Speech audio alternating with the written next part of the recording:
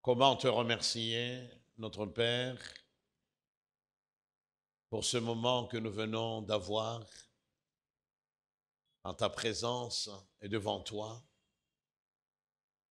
Comment te remercier, Seigneur, pour ce privilège que tu nous as accordé de pouvoir nous approcher, Seigneur, du trône sur lequel tu es assis pour proclamer qui tu es.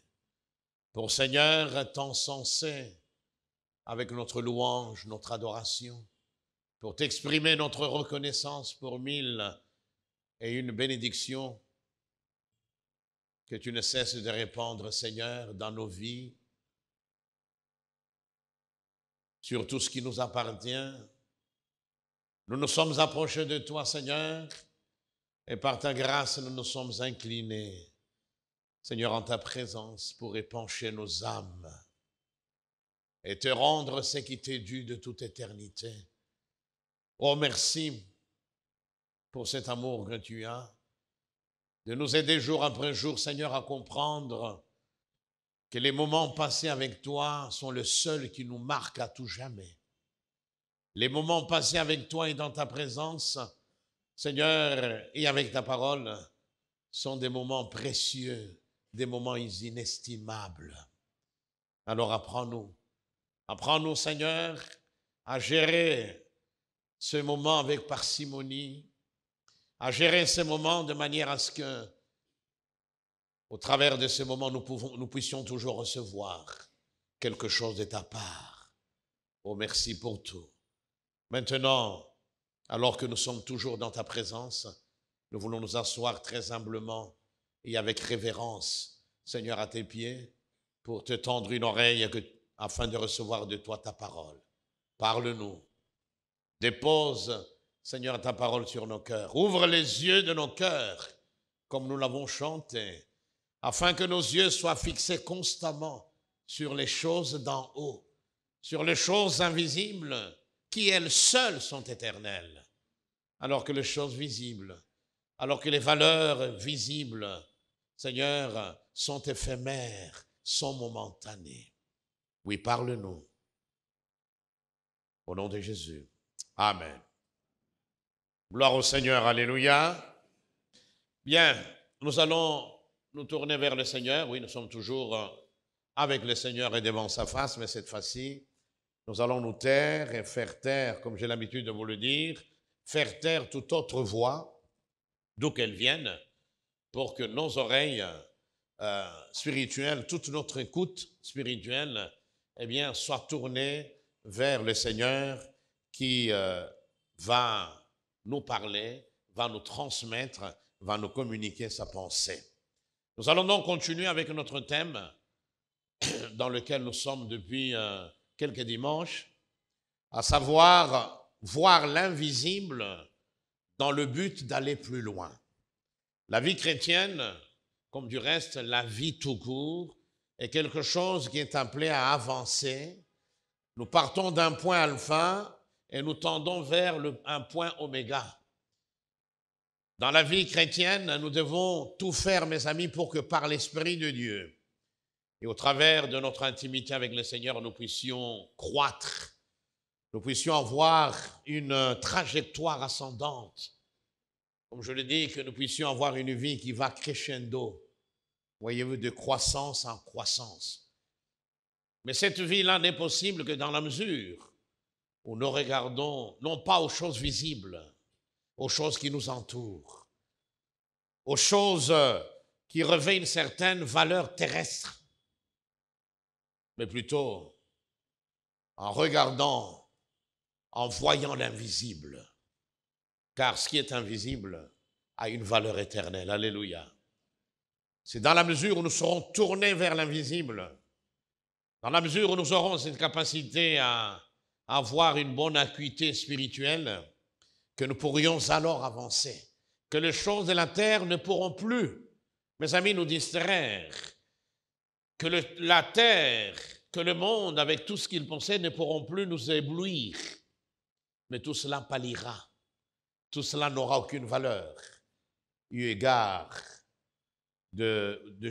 comment en rapport avec les choses invisibles. voir l'invisible, afin d'aller plus loin. Nous allons lire aujourd'hui 3 textes.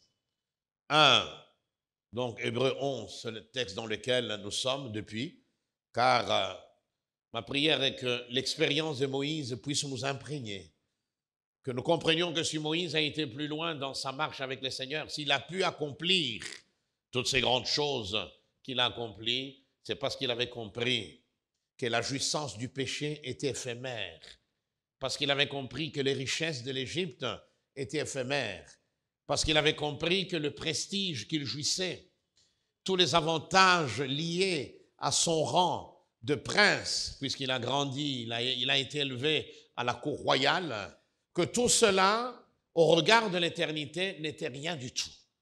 Et comme il était plus tourné vers l'invisible, alors cet homme n'a pas craint le Pharaon, car il savait que le Dieu invisible était plus puissant que Pharaon et toutes ses divinités.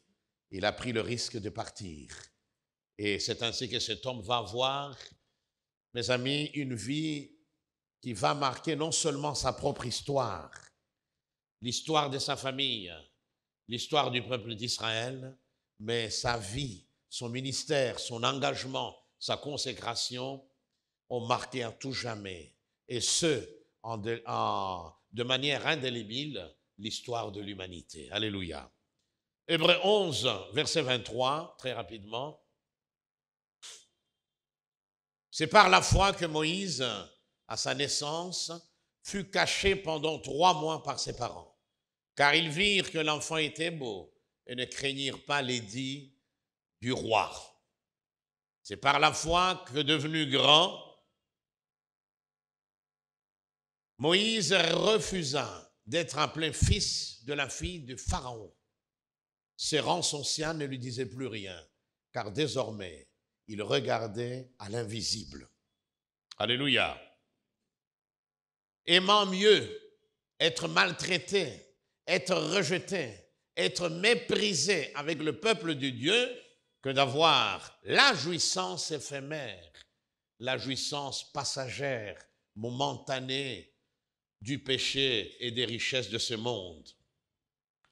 Il estimait en effet que l'opprobre, le mépris du Christ était une plus grande richesse.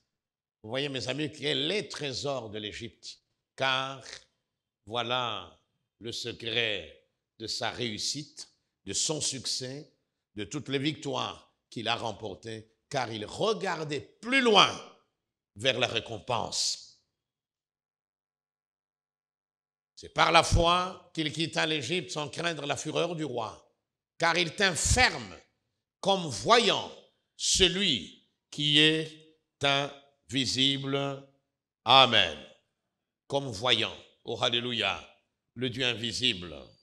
Et en voyant, en étant conscient de toutes ces réalités spirituelles, eh bien, rien ne pouvait empêcher cet homme d'aller encore plus loin dans sa relation avec le Seigneur. Et puis Éphésiens 6, verset 32, nous l'avons lu, nous le relisons encore. Car nous n'avons pas à lutter contre la chair et le sang, contre ce qui est visible, contre ce que nous voyons, contre ce que nous touchons. Mais nous avons à lutter contre les principautés, contre les pouvoirs ou les autorités, mais des autorités invisibles, attention. Ça, ce sont des catégories, des puissances des ténèbres, et donc du royaume de Satan, contre les dominateurs des ténèbres d'ici-bas, contre les esprits du mal dans les lieux célestes. Et enfin, Matthieu 16, nous lisons.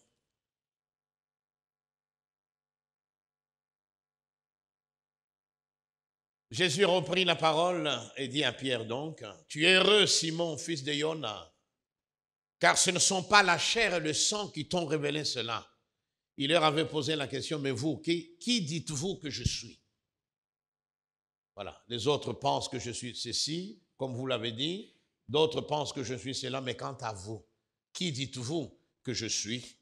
Pierre va donc dire, tu es le Christ, le Fils du Dieu vivant. Alléluia.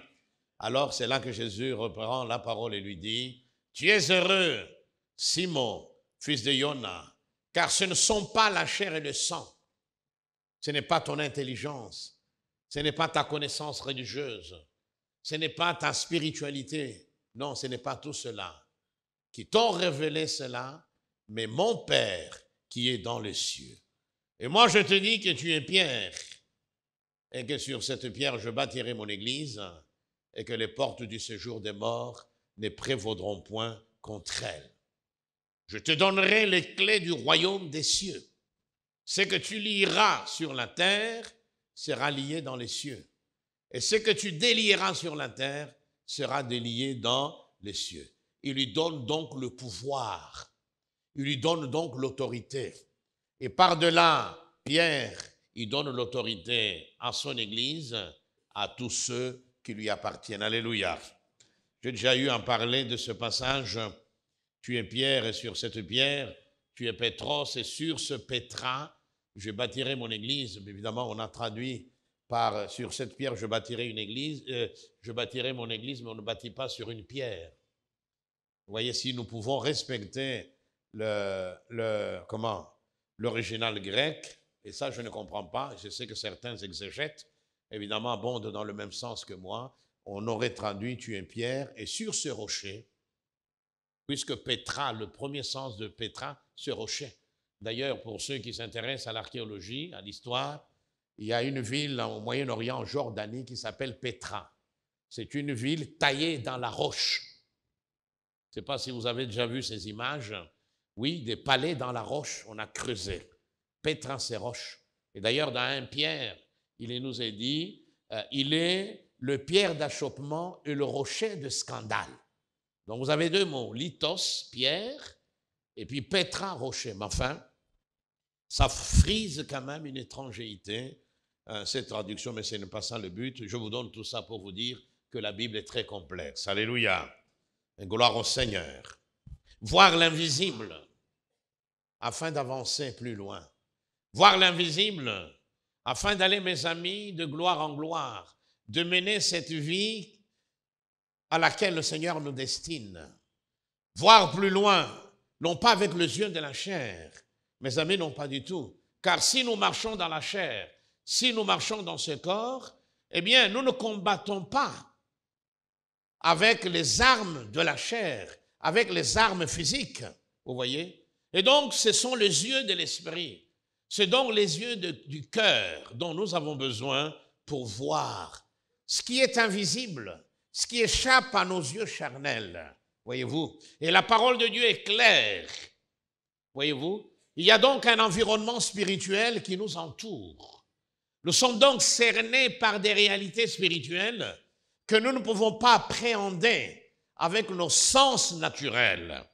Nous sommes donc environnés, cernés par des choses spirituelles qui sont invisibles, qui sont cachées à nos yeux, mais qui cependant sont réelles. Alléluia. Et donc nous ne pouvons pas avancer dans la vie, mes amis, si nous n'avons pas cette vision, si nous n'avons pas cette capacité à discerner, mes amis, les différents acteurs qui font partie de ces réalités spirituelles et qui constituent un véritable frein pour chacun de nous. Voyez-vous, comme je l'ai dit, si Moïse a été plus loin, c'est parce que Moïse, à un moment, avait compris la nature éphémère des richesses de ce monde. Il avait compris, mes amis, que le prestige qu'il jouissait là, à la cour royale, tous les honneurs qu'il avait, tous les avantages liés à son rang de prince, eh bien, tout cela était de la folie au regard de l'éternité. Qu'il y avait autre chose d'éternel, alléluia, qu'il y avait d'autres choses, qu'il y avait d'autres valeurs, des choses qui avaient une valeur éternelle. Eh bien, ayant compris cela, cet homme se tournait vers l'invisible. Cet homme se tournait vers la récompense. La vraie récompense qui est au-delà et du visible. Vous voyez? Cela est important car dans la plupart des cas, et encore aujourd'hui, nous l'avons vu, le diable travaille à nous rendre aveugles sur le plan spirituel. Et lorsque nous devenons aveugles sur le plan spirituel, alors nos yeux s'ouvrent grandement sur les choses de la terre. C'est là que nous commençons à convoiter. C'est là que nous commençons à vouloir posséder les choses que le monde nous offre. C'est là que nous nous mettons à courir selon les standards de ce monde, à vouloir absolument un statut élevé dans la société, à vouloir absolument un certain rang social. Et tout cela, au mépris de l'éternité. Voilà comment beaucoup, ayant bien commencé, je parle des chrétiens, mais qui un jour, et même aujourd'hui, n'avancent plus. Ils pensent qu'ils font du surplace, mais en réalité, ils sont en train de reculer. Alléluia. Nous avons donc besoin de la lumière de la parole pour que nous ayons une vision objective, une vision vraie des réalités qui nous environnent. C'est seulement dans la mesure où nous aurons nos yeux ouverts, non pas crevés par Nahash, le serpent des ténèbres, comme dans ce récit de 1 Samuel 11, pour que nous n'ayons pas nos yeux crevés comme Samson. Voyez-vous, pour l'avoir, les Philistins l'avaient crevé les yeux, l'avaient lié, avaient placé des entraves à ses pieds. Cet homme ne pouvait plus faire tout ce qu'il a eu à faire, c'est-à-dire jouir et mettre en action cette force incroyable, cette force inouïe qu'il avait de la part du Saint-Esprit. Oui, nous avons besoin de recevoir la lumière de la part du Seigneur.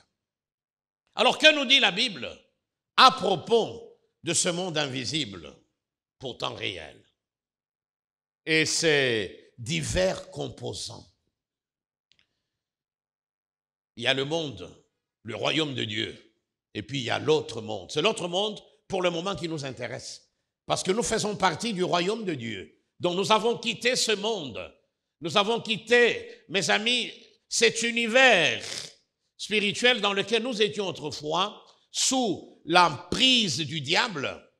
Et désormais, nous faisons partie du royaume de Dieu. Mais ce n'est pas pour autant que nous avons échappé une fois pour toutes à l'influence, aux manœuvres du diable. Non, il continue, mes amis, à serrer ses griffes de fer sur notre monde, cherchant à détruire la race humaine, cette race faite à l'image et à la ressemblance du Créateur. Nous l'avons lu. Nous n'avons pas à lutter contre la chair et le sang, contre les êtres humains, contre ce qui est visible. Nos adversaires, nos ennemis, ce ne sont pas nos collègues, ce ne sont pas les gens de la famille, quand bien même ils seraient là pour nous faire du mal. Mais c'est l'esprit derrière eux. Ce sont toute cette influence malsaine, malfaisante, diabolique qui s'est emparée d'eux et qui le pousse à avoir ce genre d'attitude contre nous. Oui, c'est cela que nous devons considérer comme étant notre ennemi, notre adversaire. Nous avons à lutter contre les principautés. Une principauté, et nous allons le voir aujourd'hui, c'est le territoire d'un prince. C'est le domaine dans lequel il étend son règne, il étend son autorité. Vous voyez? En Europe, il y avait des principautés, et encore aujourd'hui, vous avez la principauté de Monaco, avec un prince à la tête de ce territoire. Voyez-vous? Et donc, il a été intronisé, celui qui est assis sur le trône de Monaco, la famille Grimaldi, qui remonte depuis quelques siècles. Vous voyez? Il règne sur ce territoire. Rien ne peut être fait. Il y a un gouvernement, il y a ceci ou cela, mais le tout est sous l'autorité du prince. Et la Bible nous dit que nous luttons contre les principautés. Vous voyez? Contre les pouvoirs, les autorités. Il ne s'agit pas des autorités politiques. Non, ce sont des hommes qui sont investis dans certains pouvoirs pour exercer, pour assumer leurs responsabilités au niveau de la cité, au niveau de la ville, au niveau du pays. Voyez? Nous n'avons pas à lutter contre, nous avons à lutter contre les dominateurs des ténèbres d'ici-bas. Oui, une catégorie spirituelle qu'on appelle des dominateurs. Un dominateur, c'est qui? C'est celui qui domine. Ah. Et donc, des entités spirituelles qui sont là pour dominer l'homme, dominer les institutions, quelles qu'elles soient. Tout cela, mes amis, pour que l'homme ne connaisse pas pleinement le bonheur auquel le Créateur le destine. Contre les esprits du mal dans les lieux célestes. Et oui, nous l'avons dit brièvement la fois dernière, que ce passage nous décrive, mes amis, tout un monde, tout un univers spirituel bien structuré. Vous voyez, bien organisé. Et ce monde est autour de nous. Dans ce que la Bible appelle les lieux célestes, nous prendrons un peu de temps pour examiner en profondeur ce que la Bible entend, les lieux célestes. Ce n'est pas là où il y a le trône de notre Père céleste. Vous voyez? Ce n'est pas dans le ciel de gloire où il y a le trône du Père qu'il partage avec son Fils. Alléluia. Avec des anges, des archanges qu'il adore jour et nuit. Avec tous ceux qui nous ont précédés dans la gloire. Lisez la Bible, vous allez voir. Ce trône est environné d'une lumière inaccessible. Une lumière qui brille plus que toutes les étoiles de l'univers. Et lui seul, le Créateur, sait combien d'étoiles il y a dans l'univers. On les évalue à des milliards et des milliards et des milliards. Pourriez-vous vous imaginer? Devant son trône, tout autour de son trône, il y a un fleuve de feu. J'ai déjà eu à parler de ça, je reviendrai.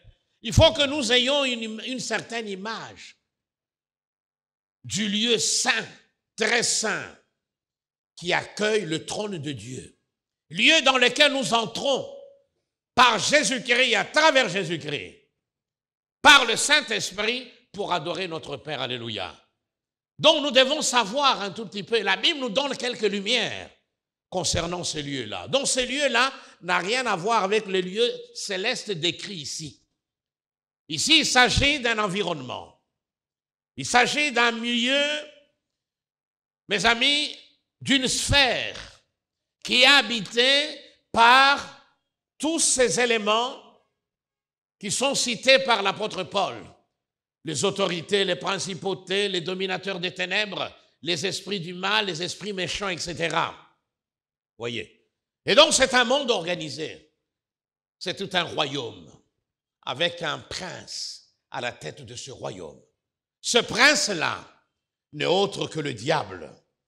Vous voyez? Il est le chef de ce royaume. Un royaume bien structuré. Lui, le diable, prince des ténèbres. Les deux royaumes, ces royaumes invisibles, se font face. Il y a donc un affrontement. Il y a une confrontation. Ça a commencé au jardin d'Éden, avec la chute de l'homme et de sa femme, Adam et Ève. Le serpent antique, le prince des ténèbres, la vipère des abysses est venu séduire la femme, la charmer pour finalement l'entraîner sur la voie de la désobéissance, pour la dresser contre le Créateur. Elle a entraîné son mari. Et à partir de ce moment-là, eh bien, l'ennemi a commencé à régner sur ce monde. Je vous l'ai déjà dit, je me permets de vous le rappeler. L'autorité que le diable a, ce pouvoir qu'il a pour maintenir le monde entier dans un état de vassalité, ce pouvoir qu'il a pour maintenir le monde entier sous son emprise diabolique, ce pouvoir-là ne lui vient pas de Dieu.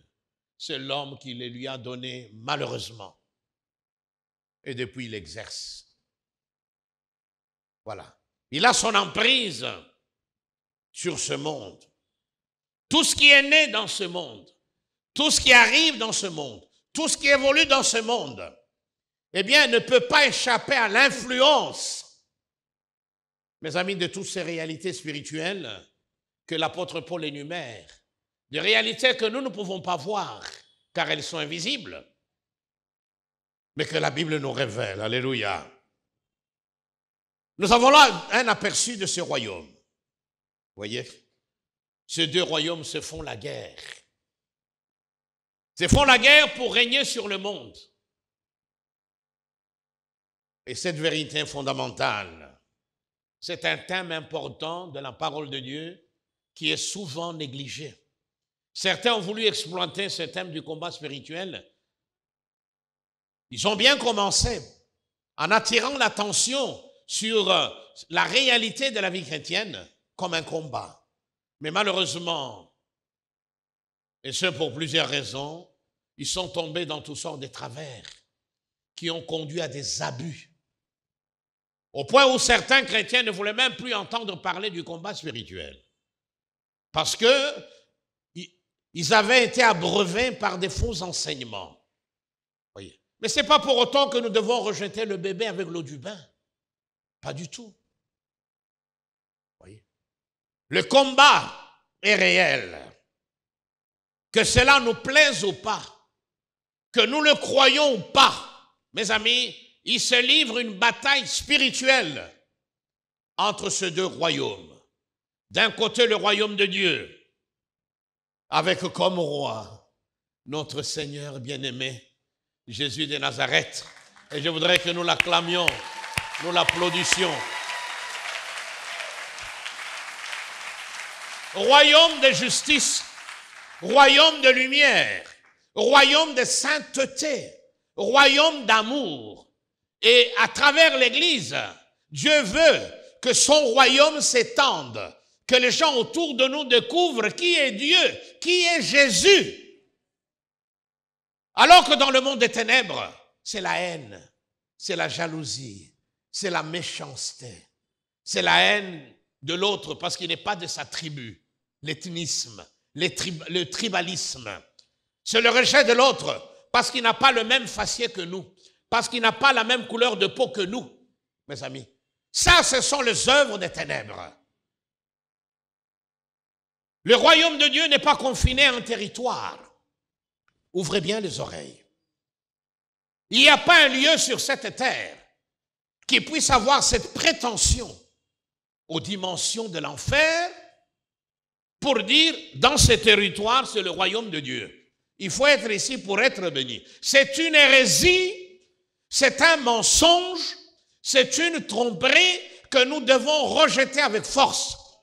Jésus a dit aux Juifs de son temps, sur la terre promise, écoutez bien, Israël, cette terre-là, Dieu l'avait donnée à Abraham et à ses descendants, les Israélites d'aujourd'hui et de toujours, n'est-ce pas?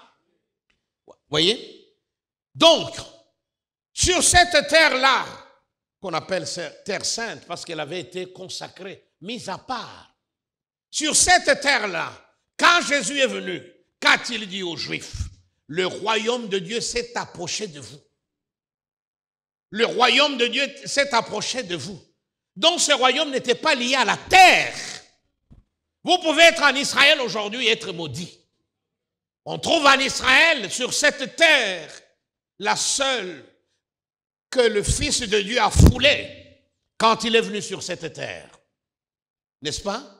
Oui, il n'a été qu'en Israël. Cette terre a eu la grâce d'être foulée par le Seigneur des Seigneurs. Mais sur cette même terre, aujourd'hui, et même à travers l'histoire d'Israël, vous trouvez des bandits, des voyous, des abrutis, vous trouvez des criminels, des intégristes, des fanatiques, oui ou non? Donc, ce n'est pas en étant en Israël que vous allez être bénis, territoire. La bénédiction se trouve dans une personne. Le royaume de Dieu se trouve dans une personne. En disant le royaume de Dieu s'est approché de vous, il a voulu dire le royaume de Dieu est en moi. Croyez en moi et vous entrerez dans le royaume. Voilà pourquoi il a dit, je suis le chemin. Il n'y en a pas d'autre. Vous pouvez être en Israël et prendre un faux chemin. Voilà pourquoi il a dit, je suis la porte qui donne accès au trône de la grâce. La porte qui donne accès au royaume de Dieu. Donc le royaume de Dieu n'est pas limité à un pays quel qu'il soit. Ne nous laissons pas distraire. Et si nous donnons l'occasion à des sorciers de sévir en disant oui, Dieu a béni cette terre, nos ancêtres veillent sur cette terre. Et il y a des chrétiens qui croient en ça. J'ai lu un message comme ça vite fait. Quel ancêtre veille sur cette terre? Dites-moi, vous l'avez vu? Si vous croyez en ça, répondez-vous. La Bible dit, et c'est la Bible qui doit nous montrer ce que nous devons faire et ce que nous devons croire. La Bible dit ceci, il est réservé aux hommes, y compris nos ancêtres, de mourir une seule fois, après quoi vient? Ils ne peuvent pas être là, les ancêtres. Ils sont morts, ils ont été enterrés, leur corps a été mangé par la terre, comme la terre finira par manger nos corps, et ils sont partis dans le séjour des morts. Ils n'ont plus d'influence. Ce sont les démons qui trompent les gens. Ce sont les démons qui sévissent au travers de toutes ces croyances. Voilà pourquoi un vrai chrétien ne peut pas avoir peur de tous ceux qui croient dans ces traditions. Voilà. Oh non, lui a vu mon ancêtre qui est mort il y a 4 ans. Faux. C'est un démon. Voyez? Vous pouvez rêver. C'est normal que vous rêviez de vos ancêtres qui sont morts, de vos parents. Voyez? Il m'est déjà arrivé de rêver des amis qui ne sont plus de ce monde. Mais puisqu'ils ont fait partie de ma vie, puisqu'on a marché ensemble, puisqu'on a passé notre adolescence ensemble, notre jeunesse ensemble, ben tout cela est inscrit dans la mémoire. De temps à autre, eh bien, ces images du passé reviennent à nous sous forme de rêves. Et quand vous vous réveillez, vous commencez à vous poser des questions. Hey, j'ai rêvé de ma grand-mère là. C'était une femme méchante. Vous pouvez rêver de votre grand-mère, rêver je ne sais quoi. Elle est partie. Elle n'a plus d'influence. Croire qu'elle peut faire quelque chose, c'est ouvrir la porte au mensonge. Et comme le diable est le père du mensonge, c'est donner accès à l'ennemi. C'est comme ça qu'il va créer des situations autour de toi et tu vas finir et continuer à croire que, ah oui, ça c'est elle. Ça ne va pas, c'est ma grand-père. Depuis que je rêve d'elle, il n'y a rien qui va. Et là, tu seras tombé dans le piège. Ensuite, il y a le royaume de Satan, royaume des ténèbres. Et la parole de Dieu nous révèle, mes amis, Satan comme étant le prince de la puissance de l'air. Il nous révèle le diable comme étant le prince des démons. Eh oui. Vous voyez, c'est un royaume organisé. C'est un royaume bien structuré. Chacun a sa place. Il est le prince de ce monde. Et 1 Jean 5, verset 19, d'ajouter que le monde entier est sous son influence. Regardez, nous savons que nous sommes de Dieu. Parce que nous appartenons, nous vivons à Kinshasa. Regardez, lisez bien. Nous savons que nous sommes de Dieu. Parce que nous vivons au Congo? Non. Au Congo, il y a de tout. Hein. Nous sommes de Dieu. Parce qu'un jour, nous avons été en Israël, mais il y a parmi vous qui n'ont jamais été. Nous sommes de Dieu. Parce que nous avons adhéré à une religion quelconque, nous sommes de Dieu. Parce que nous sommes nés de Dieu. Nous sommes nés de nouveau le jour où Jésus est venu dans notre vie. Ce jour-là, nous avons revêtu ce statut spécial d'enfant de Dieu. Oh, alléluia. Et l'apôtre est affirmatif. Voilà, c'est clair. Cette déclaration est d'une limpidité déconcertante. Nous savons que nous sommes de Dieu. Et que, ajoute-t-il, le monde entier a, pas une partie du monde, pas une partie de la terre, c'est-à-dire l'hémisphère nord. Oui ou non? Il y a l'équateur, ceux qui sont au nord de l'équateur, ou ceux qui seraient au sud. Non, le monde est au pouvoir et ce malin-là n'est autre que Satan. Et comme j'aime beaucoup la traduction littérale, il dit ceci, la traduction littérale, voilà, la voilà. Nous savons que nous sommes de Dieu et que le monde entier gît. C'est le verbe gésir, qui veut dire être couché. C'est très fort, hein? Le monde, semblable à un corps inerte, un corps sans vie, eh bien, gît dans le malin, dans le diable. C'est ce verbe gésir qui a donné, quand vous lisiez les bandes à l'époque, si gît. Ici est couché telle personne. C'est une expression qu'on utilisait à l'époque. Si gît. C'est le verbe gésir. C'est le verbe qu'on trouve là. Être couché littéralement. Sans vie. Immobile. Et quand on est dans cet état, on ne peut plus rien faire. On subit malgré soit les influences extérieures, n'est-ce pas? Quand on est dans cet état, on ne peut pas réagir.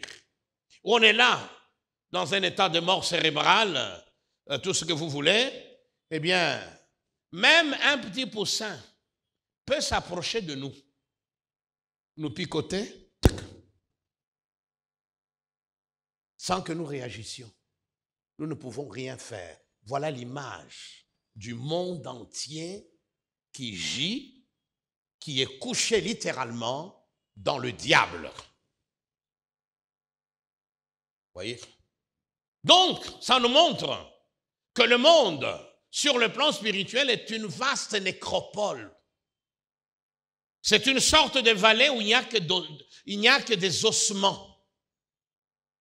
Et aucun homme, aucun prophète, aucun bishop, aucun archevêque, général ou je ne sais pas s'il y a des évêques, des évêques lieutenants ou majors, aucun n'a le pouvoir d'amener la vie là où il y a la mort, jusqu'à ce que le Saint-Esprit vienne. Alléluia. Voilà le tas du monde, gît dans le malin. Mais une bonne nouvelle, c'est que malgré cette influence funeste, mortifère, malfaisante, diabolique, messipholique, malgré tout cela, la puissance du diable est limitée. La puissance du diable est limitée. Alléluia. Car en Jésus, par Jésus-Christ, nous sommes plus que vainqueurs. Il arrive à sévir en nous trompant, en nous séduisant. Et nous tombons dans son piège. Mais la Bible nous dit, nous devons lui résister avec une foi ferme. Il rôde comme un lion.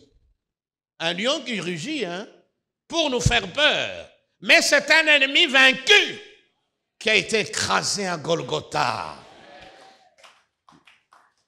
Tout tourne autour de Jésus, autour de l'œuvre qu'il a accomplie à la croix.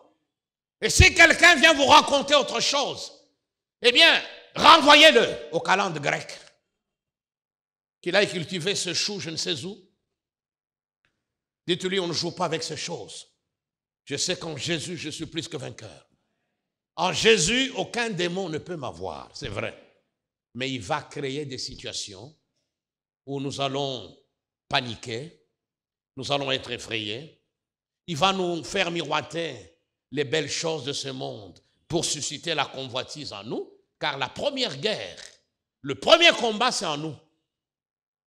Il y a une guerre dans notre corps contre tous ces instincts, contre la convoitise, contre la cupidité. C'est dans le cœur avant que ça devienne, avant que ça soit une guerre extérieure. Donc pour avancer dans la vie, pour aller plus loin dans notre marche avec Dieu, nous devons comprendre cette dimension spirituelle, alléluia, qu'il y a affrontement entre ces deux royaumes. La compréhension de toutes ces vérités va donc nous permettre, mes amis, de collaborer pleinement avec Dieu. afin d'expérimenter la victoire que Jésus nous a acquise à la croix de Golgotha, afin d'exercer l'autorité, comme nous l'avons vu, créée et rachetée pour régner dans la vie, n'est-ce pas? Et donc, exercer cette autorité, mais à certaines conditions. Voyez. Deux royaumes invisibles qui s'affrontent. Des royaumes invisibles, certes, cependant réels. La Bible est affirmative.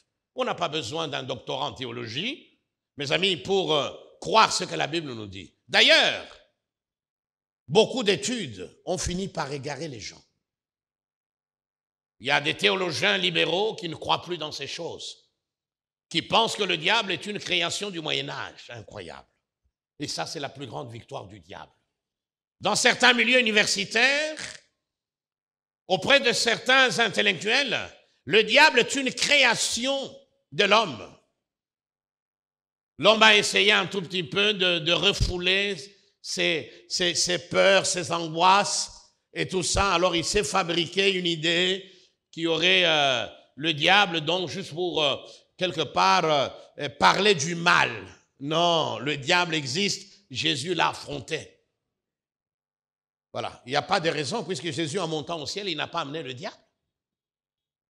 Alors dans ces cas, puisqu'il n'est pas encore en enfer, c'est dans le livre de l'Apocalypse que nous voyons le sort final du diable. Lui et tous ses acolytes, la Bible nous dit, ce n'est même pas le Seigneur qui va le lier. Non, Jésus est au-dessus de tout. C'est un archange. Lequel? Vous qui lisez la Bible? On va parler de Michel aujourd'hui, si on a le temps. L'archange Michel qui va le lier. Lui, Satan, qui va l'envoyer là. Il y aura cette période que nous appelons le millénium, où nous pourrions vivre sans la présence, mais aussi sans l'influence malfaisante des hôtes des ténèbres. C'est donc dans ce contexte de guerre spirituelle, de confrontation avec les puissances des ténèbres, avec les forces du mal, les dominateurs des ténèbres, que le Seigneur bâtit son Église. C'est donc dans ce contexte de combat, depuis la Pentecôte jusqu'à aujourd'hui. Mes amis, le Seigneur bâtit son Église. Et le Seigneur d'ajouter, et les portes du Hadès, les portes du séjour, ne prévaudront point contre elle. Oh, gloire à Dieu. J'ai déjà dit, le verbe prévaloir veut dire quoi? L'emporter sur, avoir l'avantage sur. Vous voyez, c'est prendre le dessus, avoir le dessus sur. C'est ça, prévaloir. Ce terme-là, grec, mes amis, a un sens militaire. C'est un sens de confrontation entre deux protagonistes ou antagonistes, vous voyez, qui se battent. Ça veut dire prévaloir, c'est triompher dans un affrontement avec quelqu'un. C'est l'emporter sur l'autre dans cette confrontation. Et Jésus dit, dans ce combat-là, rien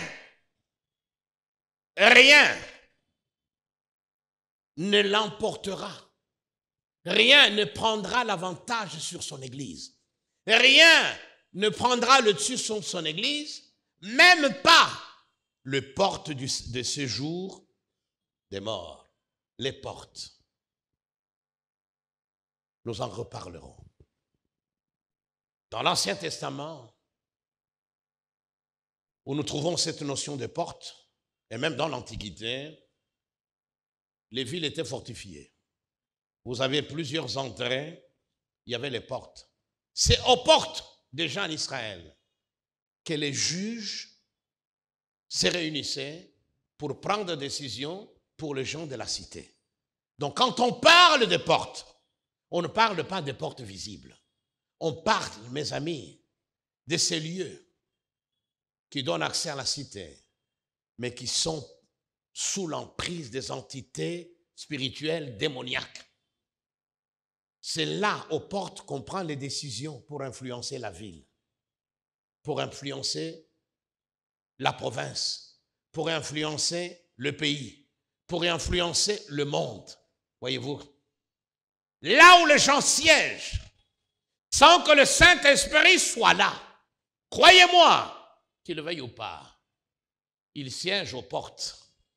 Et c'est comme ça que, même dans des enceintes où les gens se retrouvent pour appliquer la justice, il y a toujours l'injustice. Nous en savons quelque chose, nous, de la RD Congo. Oui ou non? Eh oui. Ça fait des années. On a parlé de ce problème de l'Est au Conseil de sécurité. On en parle encore aujourd'hui. Le problème est toujours là. Voilà. Dans les médias, eh bien, l'actualité est monopolisée par ce qui se passe dans la bande de Gaza. Comme si au Congo, il n'y a pas de gens qui meurent. Vous avez suivi ça? Ce n'est pas sain. Il y a une main derrière. C'est parce qu'Israël est impliqué dans ce problème-là. Si à la place d'Israël, il y avait les Chinois, on n'aurait pas fait autant de bruit. Car les mêmes Chinois, mes amis, sont en train de serrer la vis autour des Tibétains. Les Tibétains ont fui leur pays, oui ou non? Mais c'est à peine qu'on en parle. Hein? Dans le même temps, il y a des juntes militaires, toujours à l'Extrême-Orient, je crois en Birmanie, qui persécutent un peuple, le Rohingya, je crois. Ils sont persécutés, on brûle leurs maisons, ils sont partis. C'est à peine qu'on en parle. Oui ou non? On n'a pas organisé de réunions. Nous autres Congolais, on a essayé de faire quelque chose pour l'Est, nous-mêmes. Vous avez vu, en Belgique, les associations s'organiser, faire une grande marche dans les universités à cause de ce qui se passe à l'Est. Vous avez vu ça? Mais vous, les Congolais, réfléchissez. Vous allez même retrouver certains Congolais dans ces marches-là.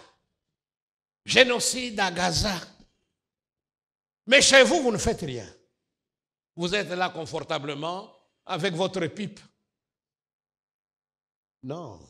Tout cela, mes amis, tout cela, tout ce qui se passe dans ce monde visible est influencé par l'invisible. Il faut entrer dans le monde spirituel pour que vos yeux s'ouvrent.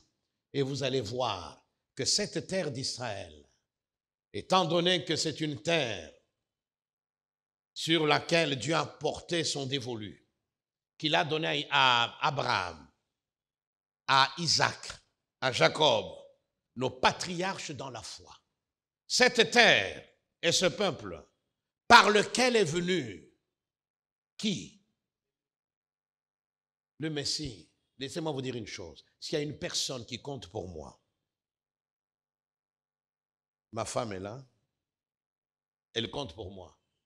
Mais au-delà de ma femme, au-delà de ma mère qui m'a porté 9 mois dans son sein, au-delà de mon père qui n'est plus, il n'est plus de ce monde, au-delà de qui que ce soit, s'il y a quelqu'un qui compte dans ma vie, à qui j'ai donné la première place dans ma vie, c'est lui.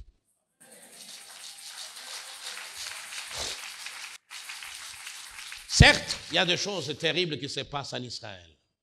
Mais attention, ne nous laissons pas manipuler par les médias. Attention.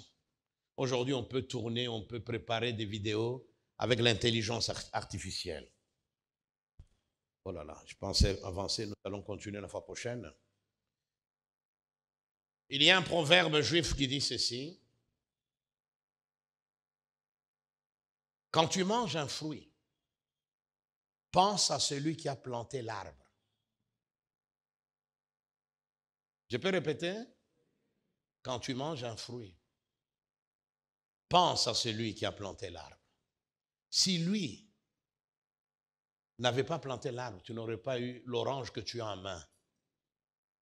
Si lui n'a pas travaillé ou elle, je pourrais même extrapoler en disant, pense à la femme qui a planté les légumes que tu manges. Tu ne sais pas dans quelles conditions cette femme veuve qui se retrouve avec beaucoup d'enfants qui n'a pas de travail, quelle quantité de sueur elle a versé pour entretenir son potager, et puis à la fin, recueillir le fruit de son travail, et puis aller déposer ça à un supermarché, et puis vous passez, vous prenez, vous mangez. Pense à celui qui a planté l'arbre dont vous mangez le fruit. Aujourd'hui, nous lisons la Bible, n'est-ce pas? Elle nous vient d'où? Elle nous vient d'où? Aujourd'hui, nous parlons de Moïse. Aujourd'hui, nous parlons du Seigneur. Il est venu à travers un peuple. Que vous aimiez ce peuple ou pas, soyez au moins reconnaissants. Grâce à ce peuple, aujourd'hui, nous sommes dans le royaume de Dieu. Parce que le Messie est venu par là. Parce que le Messie a prêché d'abord là-bas. Parce que ses premiers disciples, ceux qui nous ont laissé la révélation dont nous nous réjouissons aujourd'hui, les Pierre, les Jean, les Jacques, les Thomas, les Philippe, et qui d'autres? Les André, et qui d'autres? Les Paul. Regardez, tout cela était d'origine. Alors mon ami, n'oublie pas l'histoire. C'est parce que nous oublions souvent même notre histoire que nous sommes prêts à taper sur la tête du chef, tout simplement parce qu'il est Moutété là. Mais n'oublie pas qu'il y a Moutété là qui a donné sa vie pour l'indépendance. Si nous étions animés, si nous pouvions voir l'histoire en vue, nous n'aurions même plus de place à l'ethnie. Le Mukongo que tu insultes aujourd'hui, le premier chef d'État, vient de là, non? Oui ou non? Alors, tout n'est que grâce. Que le Seigneur nous aide.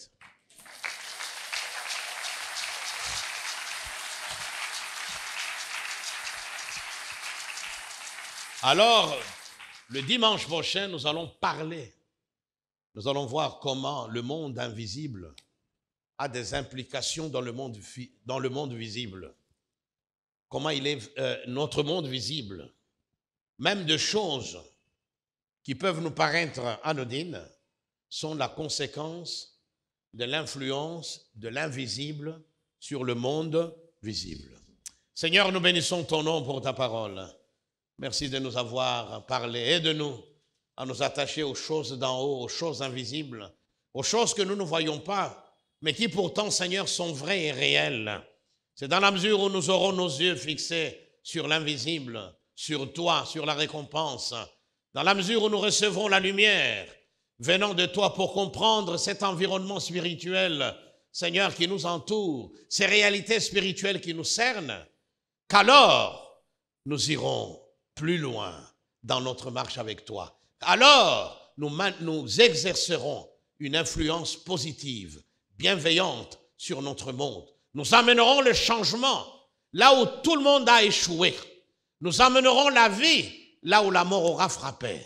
Nous amènerons le changement dans le cœur, là où la religion n'a pas su rien faire. Aide-nous. Merci de bénir aussi ces moments des offrandes et des dîmes, mais aussi de l'argent que nous donnons pour la construction du temple. Au nom de Jésus. Amen.